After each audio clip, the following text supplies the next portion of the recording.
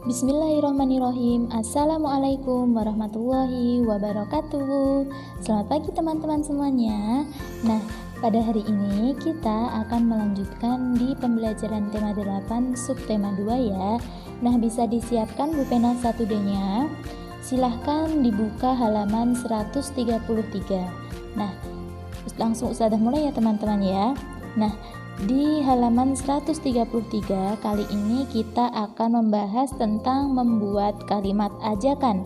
Kita pernah belajar bahwa membuat kalimat ajakan itu bertujuan untuk mengajak orang lain untuk melakukan sesuatu.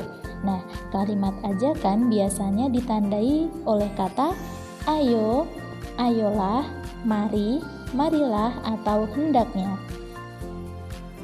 Kalimat ajakan diakhiri tanda seru. Nah, berikut beberapa contoh kalimat ajakan. Mari kita menghemat penggunaan air bersih. Ayo kita bermain layang-layang. Ayolah ikut bermain bersama kami. Nah, di bawah ini di bagian ayo berlatih, di sini kita yang pertama buatlah kalimat ajakan dari kata-kata berikut. Kita coba bikin bersama-sama ya. Yang pertama kata sepeda. Bagaimana kalimat ajakannya?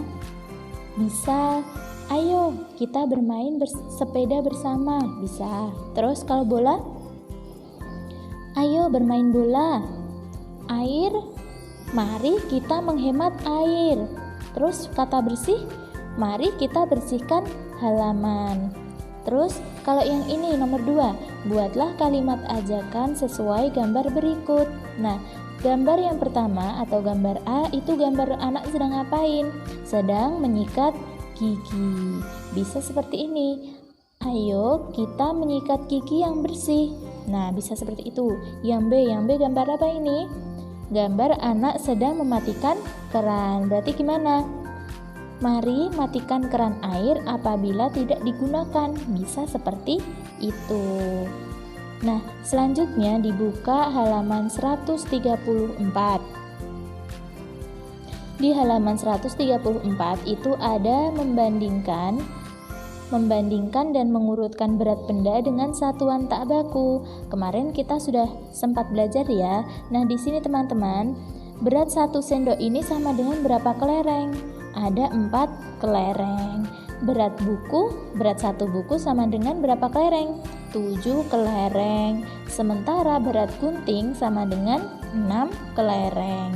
Nah, bisa dikatakan bahwa di sini kan 4, 7, 6. Kira-kira yang paling berat yang mana? Buku, terus gunting, terakhir kelereng. Kalau ditanya benda yang paling ringan adalah sendok, paling berat adalah buku. Seperti itu ya. Nah, bisa dikatakan bahwa gunting itu lebih berat daripada sendok dan gunting itu lebih ringan daripada buku. Selanjutnya, nah di sini masih di halaman 134 yang bagian bawah, ini tas. Tas itu sama dengan berapa balok? Tas itu sama dengan 6 balok kayu, maka kita tulis di sini 6. Setelah itu, untuk vas bunga yang ini, vas bunga ada berapa balok? Ada 5. Terus, yang terakhir, bola ada berapa balok? Ada 7. Jadi di sini 6, 5, 7. Beranjak ke halaman 135 teman-teman. Di halaman 135 kita mengerjakan sesuai dengan gambar yang di halaman 134 tadi. Soal pertama, isilah tabel berikut sesuai gambar-gambar tersebut. Tasnya berapa balok kayu tadi? Ada 6. Terus bola ada berapa? 7. Yang terakhir, vas bunga ada, maaf ini Ustazah beri warna lain ya, ada 5 begitu. Terus berdasarkan tabel di atas tentukan benda yang paling berat apa teman-teman? Bola. Terus benda yang paling ringan? Vas bunga. Kalau kita diminta untuk mengurutkan benda yang paling berat, berarti bola, tas, dan vas bunga. Seperti itu ya. Nah teman-teman, selanjutnya di halaman 136 kita latihan untuk membuat kalimat ajakan sesuai dengan gambar. Nah, di sini di atas ini ada gambar ibu yang sedang menyiram tanaman. Nah, kemudian beberapa contoh kalimat ajakan yang dapat dibuat berdasarkan gambar ini adalah yang pertama, ayo kita siram semua tanaman agar tidak layu. Terus ini katakanlah ini namanya Lani ya. Kemudian Lani berbicara di sini, mari kita membantu ibu menyiram tanaman di pekarangan. Terus ini mengajak semua orang ya, ayo kita sayangi tanaman dengan cara menyiramnya dengan rutin. Nah ini contoh kalimat ajakan yang sesuai dengan gambar ini, begitu ya. Selanjutnya, kira-kira kalau gambarnya seperti ini, gambar anak-anak sedang bermain ini, berarti kalimat ajakannya kira-kira apa ya?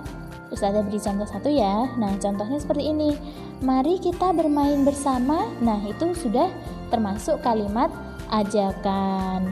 Yang selanjutnya di halaman 137 menggunakan alat ukur berat tak baku.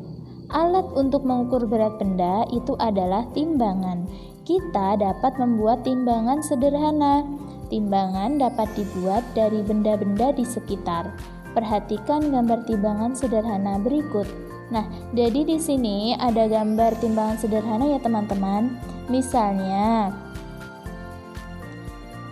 di sini kan ada hanger baju ya. Hanger baju itu juga bisa digunakan untuk mengukur berat benda. Begitu. Di sini misalnya di sini kelereng, terus di sini biji kacang hijau ya. Nah, ini kalau mengukur timbangan itu harus seimbang. Dikatakan beratnya sama itu apabila seimbang. Ini juga sama ya. Kalau yang ini kan memang sama ya.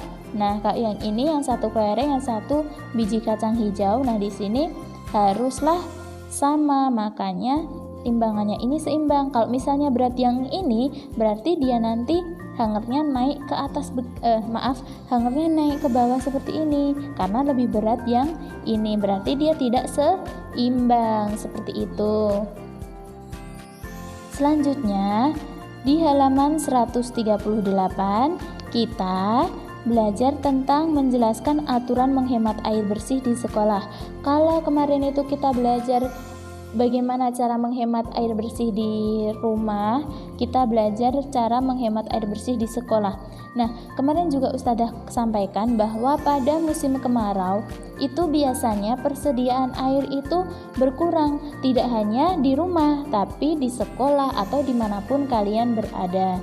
Maka ada beberapa cara untuk menghemat air bersih di sekolah, antara lain 1. Hemat air saat mencuci tangan. Nah, itu ketika sedang menggunakan sabun, alangkah baiknya untuk kerannya dimatikan. Terus, yang kedua, hemat air saat menggunakan toilet sekolah.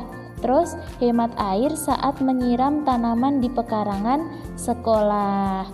Oke, dilanjutkan. Teman-teman, untuk penugasan teman-teman yaitu ada di halaman 140, 141 dan 142.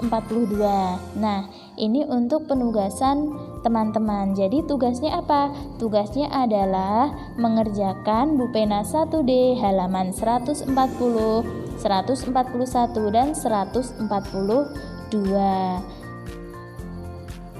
Mungkin cukup sekian dari Ustazah, kurang lebihnya Ustazah mohon maaf yang sebesar-besarnya. Wassalamualaikum warahmatullahi wabarakatuh.